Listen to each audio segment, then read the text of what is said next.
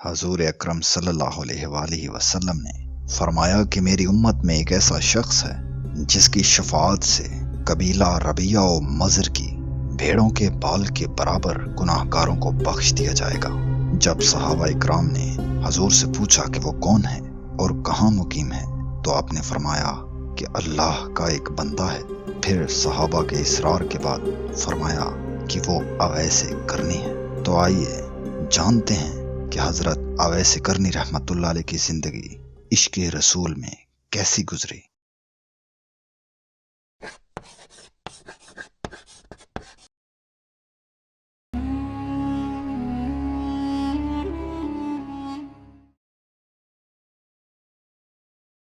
حضرت اویس کرنی رحمت اللہ علیہ جلیل القدر تابعین اور 40 پیشواؤں میں سے ہوئے ہیں۔ آپ کا تعلق قبیلہ مراد کی شاخ کرن سے ہے۔ حضور اکرم صلی اللہ علیہ وآلہ وسلم فرمایا کرتے تھے کہ اویس احسان و مہربانی کے اعتبار سے بہترین تابعین میں سے ہے، جس کی تعریف رسول اکرم صلی اللہ علیہ وآلہ وسلم خود فرما دیں تو کوئی دوسرا اس کی کیا تعریف کر سکتا ہے۔ اسی طرح آپ بعض اوقات جانب یمن روئے مبارک کر کے فرماتے کہ میں یمن کی جانب سے رحمت کی ہوا آتی ہوئی پاتا ہوں۔ حضور اکرم صلی اللہ علیہ وآلہ وسلم فرمایا کرتے تھے کہ قیامت کے دن 70,000 ملائکہ کے آگے جو اویس کرنی رحمت اللہ علیہ کی مانند ہوں گے، اویس رحمت اللہ علیہ کو جنت میں داخل کیا جائے گا تاکہ مخلوق ان کو شناخت نہ کر سکے سوائے اس شخص کے جس کو اللہ ان کے دیدار سے مشرف کرنا چاہے، اس لیے کہ آپ نے خلوت نشین ہو کر اور مخلوق سے روح پوشی اختیار کر کے محض اس لیے عبادت و ریاضت اختیار کی کہ دنیا آپ کو برگزیدہ تصور نہ کرے، اور اسی مصلحت کے پیش نظر قیامت کے دن آپ کی پردہ پوشی قائم رکھی جائے گی۔ حضور اکرم صلی اللہ علیہ وآلہ وسلم نے فرمایا کہ میری امت میں ایک ایسا شخص ہے جس کی شفاعت سے قبیلہ ربیہ و مضر کی بھیڑوں کے بال کے برابر گناہ گاروں کو بخش دیا جائے گا۔ ربیہ و مضر 2 ایسے بڑے قبیلے تھے جن میں بہت زیادہ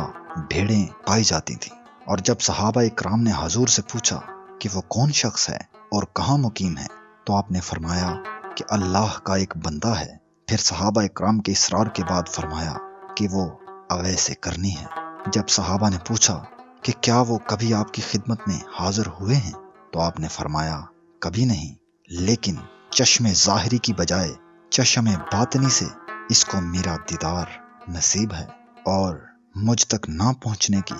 2 وجوہات ہیں، اول غلبہ حال اور دوم تعظیم شریعت، کیونکہ اس کی والدہ بیمار ہیں اور ضعیف و نابینا بھی، اور اویس کرنی شتربانی کے ذریعے ان کے لیے معاش حاصل کرتا ہے۔ پھر جب صحابہ اکرام نے پوچھا کہ کیا ہم ان سے شرف نیاز حاصل کر سکتے ہیں تو حضور نے فرمایا کہ نہیں، البتہ حضرت عمر اور حضرت علی رضی اللہ تعالیٰ عنہ سے ان کی ملاقات ہوگی، اور ان کی شناخت یہ ہے کہ پورے جسم پر بال ہیں اور ہتھیلی کے بائیں پہلو پر 1 درہم کے برابر سفید رنگ کا داغ ہے، لیکن وہ برس کا داغ نہیں۔ حضور اکرم صلی اللہ علیہ وآلہ وسلم نے حضرت علی اور حضرت عمر رضی اللہ تعالیٰ عنہ سے فرمایا کہ جب تمہاری اویس کرنی سے ملاقات ہو تو میرا سلام پہنچانے کے بعد میری امت کے لیے دعا کرنے کا پیغام دینا۔ اسی طرح جب صحابہ اکرام نے آقا سے پوچھا کہ حضور آپ کی پیرہن کا حقدار کون ہے تو فرمایا اویس کرنی ہے۔ دور خلافت راشدہ میں جب حضرت عمر اور حضرت علی رضی اللہ تعالیٰ عنہ کوفہ پہنچے اور اہل یمن سے ان کا پتہ معلوم کیا تو کسی نے کہا میں ان سے پوری طرح تو واقف نہیں، البتہ ایک دیوانہ آبادی سے دور عرفہ کی وادی میں اونٹ چرایا کرتا ہے اور خشک روٹی اس کی غذا ہے، لوگوں کو ہنستا ہوا دیکھ کر خود روتا ہے اور روتے ہوئے لوگوں کو دیکھ کر خود ہنستا ہے۔ چنانچہ حضرت عمر اور حضرت علی رضی اللہ تعالیٰ عنہ جب وہاں پہنچے تو دیکھا کہ حضرت اویس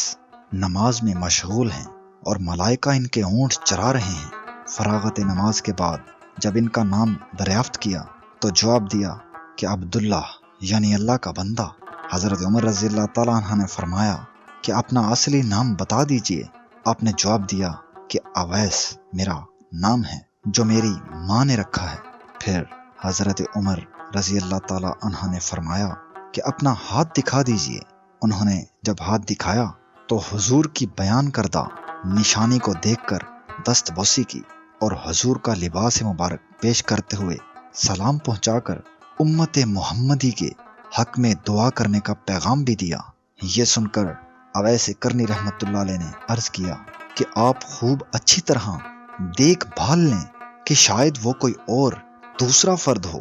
جس کے متعلق حضور نے نشاندہی کی ہے۔ حضرت عمر رضی اللہ تعالیٰ عنہ نے فرمایا کہ جس نشانی کی نشاندہی فرمائی ہے وہ آپ میں موجود ہے۔ یہ سن کر حضرت اویس کرنی نے عرض کیا کہ اے عمر، تمہاری دعا مجھ سے زیادہ کارگر ثابت ہو سکتی ہے۔ آپ نے فرمایا میں تو دعا کرتا ہی رہتا ہوں، البتہ آپ کو حضور کی وصیت پوری کرنی چاہیے۔ چنانچہ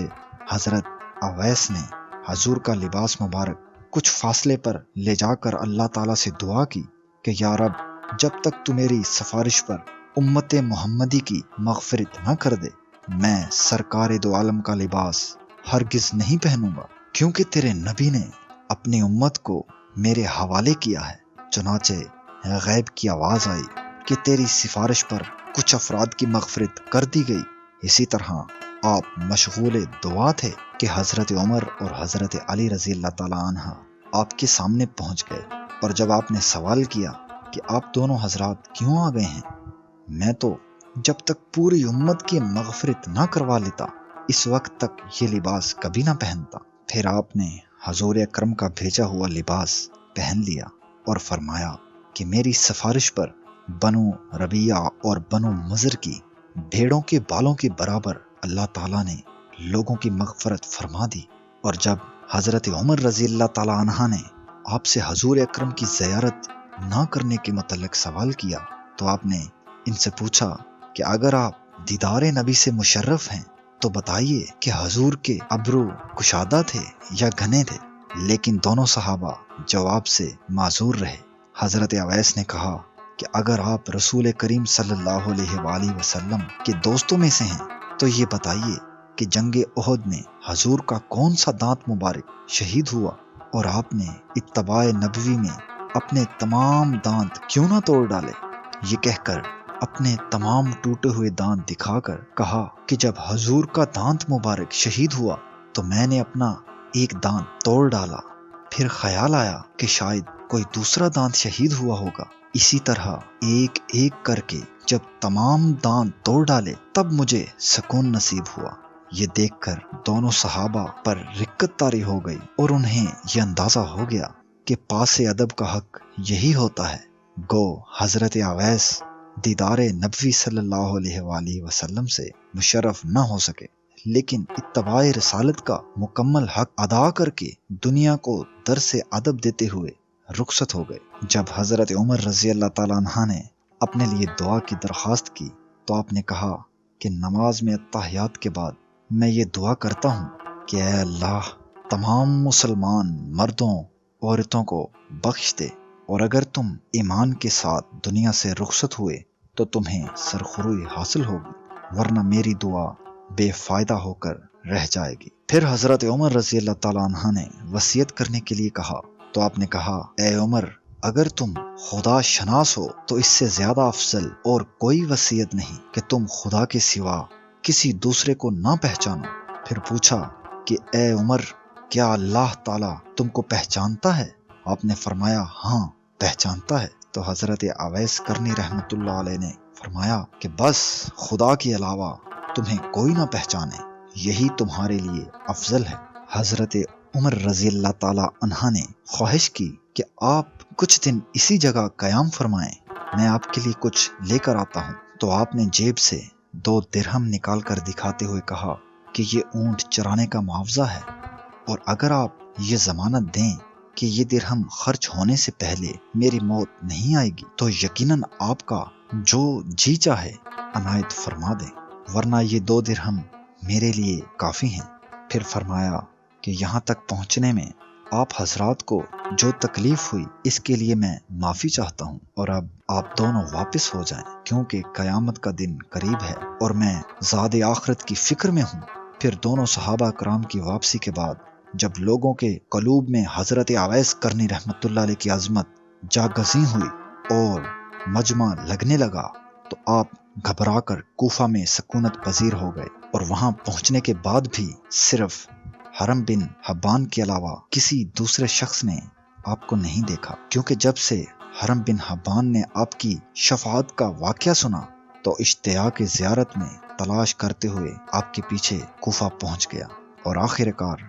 آپ کی زیارت نصیب ہوئی۔ حضور اکرم صلی اللہ علیہ وآلہ وسلم نے فرمایا کہ اویس کو میں اس لیے اپنی امت کی بخشش کی دعا کا کہہ رہا ہوں کیونکہ اس نے اپنی ماں کی ایسی خدمت کی ہے کہ جب وہ ہاتھ اٹھاتا ہے تو خدا تعالی اس کا ہاتھ خالی نہیں موڑتا۔